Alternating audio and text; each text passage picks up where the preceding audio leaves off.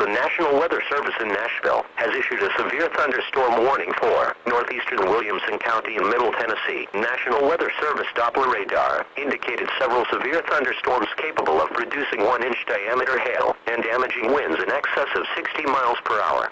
The storms will move across northeastern Williamson and southeastern Davidson counties at 30 miles per hour. Do not stay outdoors. This focused on all agencies, all jurisdictions, and all departments within the county, regardless of what city they were from.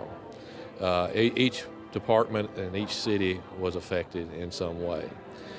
This exercise brings everyone together. Number one, it helps build relationships. So in the event that an actual occurrence does, or an actual event does occur, those relationships and those communication avenues are open, and the mitigation of the incident can occur in a more rapid manner. 4 times a year we have an exercise, and we exercise our Emergency Operations Center.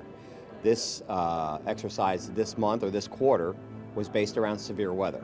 And we're in that time of year right now. And the severe weather that we chose was tornadoes, thunderstorms and tornadoes. We actually had 3 tornado touchdowns, simulated 3 tornado touchdowns in our county, which is very plausible. It could happen. This is a result of the exercise and evaluation team. Up until 2 months ago, it was non-existent. So we decided to put together exercise and evaluation team from every single discipline, or at least from most of the disciplines that are represented in this room today: law enforcement, fire, EMS, emergency management, hospital, schools, things, those kind of folks.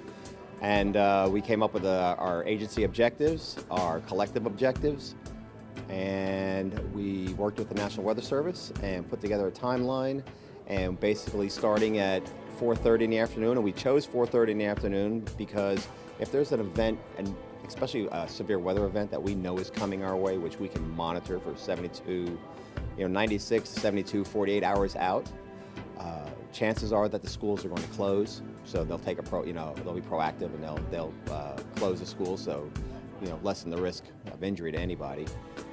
So we chose an after-school program, or after-school hours, basically from 4:30 or 16:30. So although it took place in the morning, we simulated it. As you looked up on the clock up there, it was actually started at 4:30 in the afternoon and went almost until 8 o'clock at night.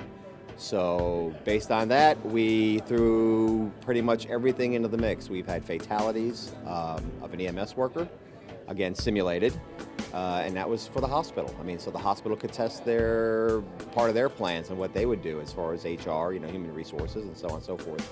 This is a far-reaching exercise.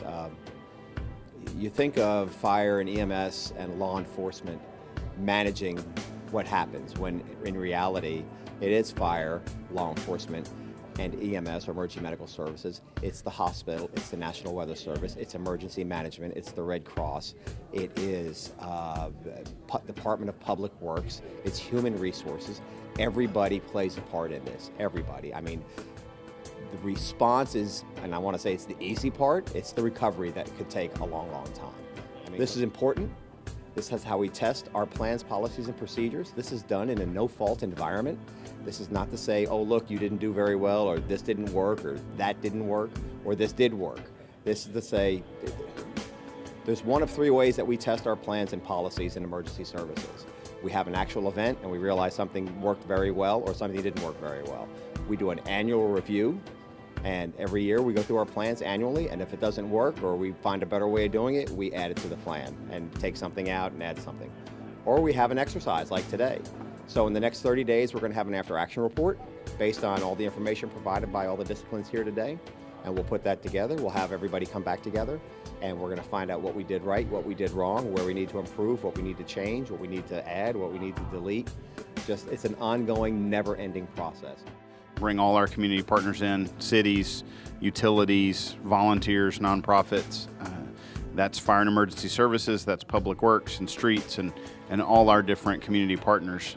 We had private sector partners here today as well, and actually 3 locations playing in this exercise. Brentwood's Coordination Center played, Franklin was co-located here with us at the county E.O.C, and then the hospital actually played as a part of their exercise, their command room.